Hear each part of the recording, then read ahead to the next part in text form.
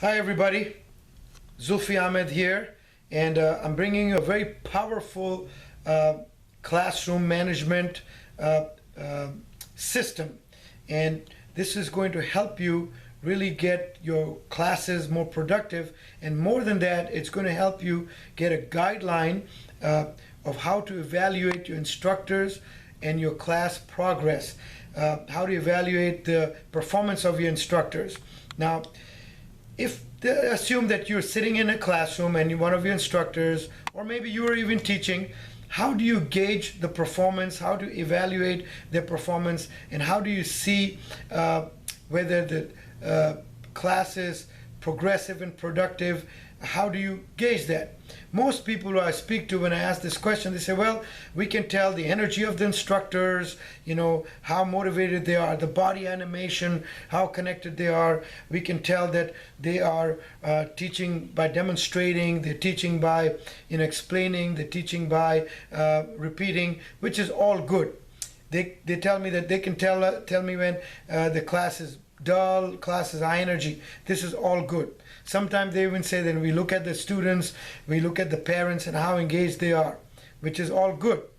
But what I'm going to give you today is a system, is a evaluation process where you can actually put on paper and see how you gauge the instructor's performance, evaluate their performance, at the same time give them specific points to note so they can it can be measured and they can be held accountable.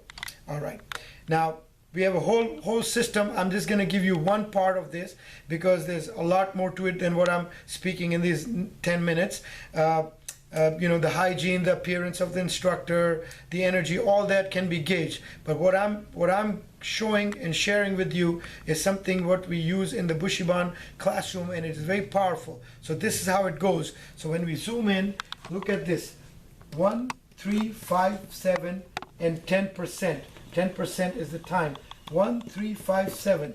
This is the minimum standard. So what we are doing is we're using this as a minimum standard. It can be more, but no less. Now what does this 1, 3, 5, 7, 10 stands for? Let me explain that. And this can become your gauge, your measuring stick. This can become your accountability process. Okay, so the one, in every classroom, and we're assuming, let's just take a children's classroom, 30-minute long. You have 30 minutes. Your instructor has 30 minutes to go teach, valuable content and to have progress in the classroom. How do you gauge that they taught a good class? So number one stands for that your instructor is always instructed, advised to get one spotlight. Spotlight is pointing out something good about one student or two students in front of everybody in a public praise. That could take 20 seconds, 10 seconds, up to 30 seconds. It's a quick spotlight while they're performing. Or it could be a sit down,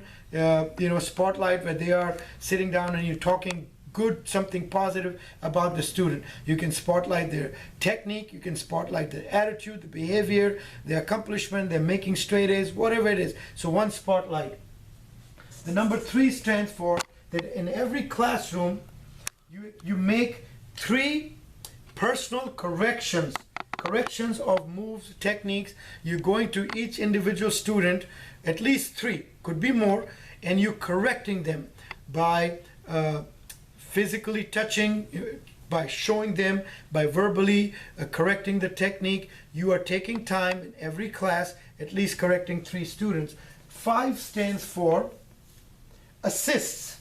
5 assists. That means you're going and taking time to assist personally, not necessarily correcting, assisting somebody. It could be part of the correction also.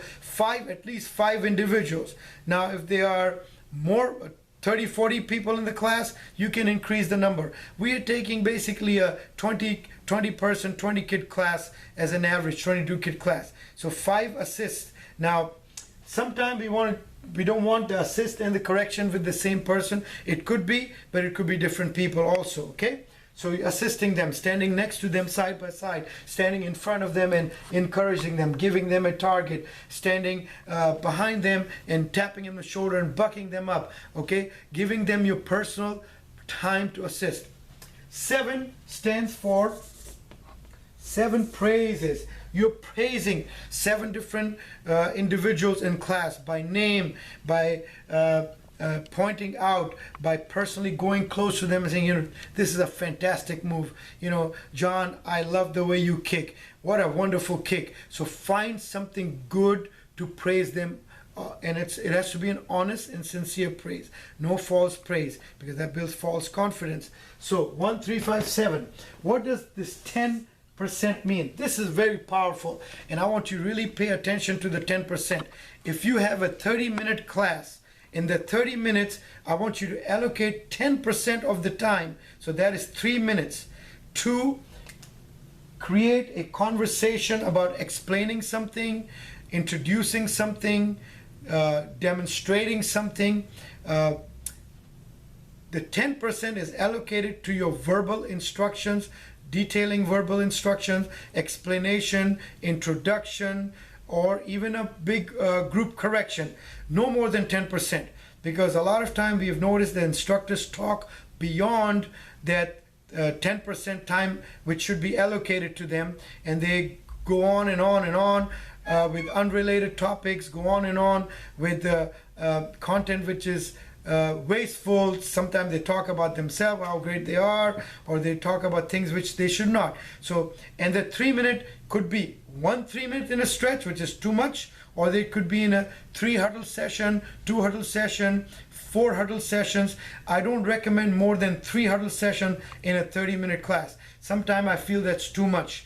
Okay, 2 huddle sessions good. So allocate 30 seconds, 1 minute, minute 20 seconds, whatever the way you can allocate these 3 minutes for a verbal communication, okay? Where you have the student sitting down and paying attention to you in a kneeling position or seiza, anza position, and they're listening to the instructions, okay? No long stories. Now this also is part of your mat chat. Your mat chat is part of those 3 minutes. Could be part of the spotlighting also. So be very mindful of that. Now, what is this 80-20? What is this 80-20? 80-20 is what we allocate 80% of your class for activity, movement, training, drills, repetition, exercises, okay?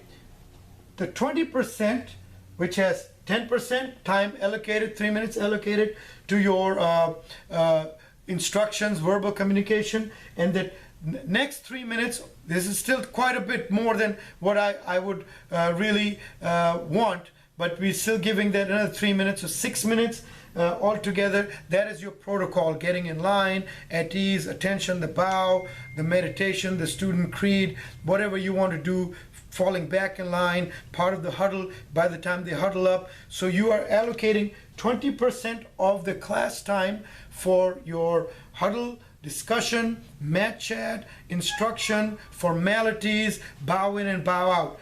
But 80% of the time is utilized for the actual work, where they should be sweating, they should be smiling, they should be developing skill, they should be filling the time with martial arts content, they should be making progress. Again, the Stripe Awards, looking at the cards, all is within that 80-20, 20%, 10 and 10, okay?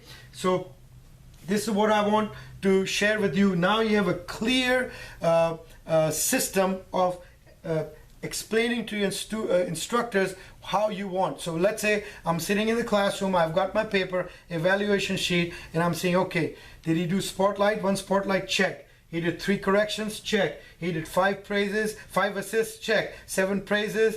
I allocated 3 minutes of the huddle time, mat chat, correction, explanation. If he was more efficient, if he could do 7 to 8 or 9 praises, but this is the minimum standard.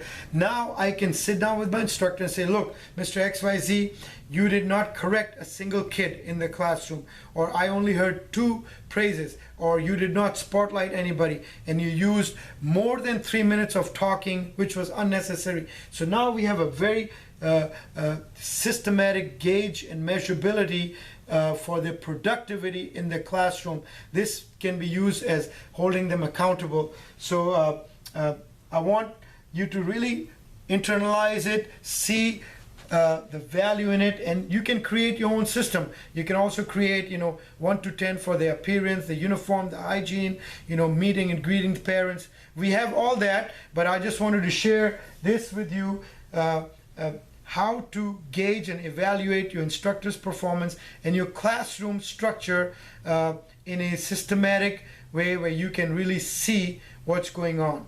I hope this helps. I'll see you soon. All the best. Os.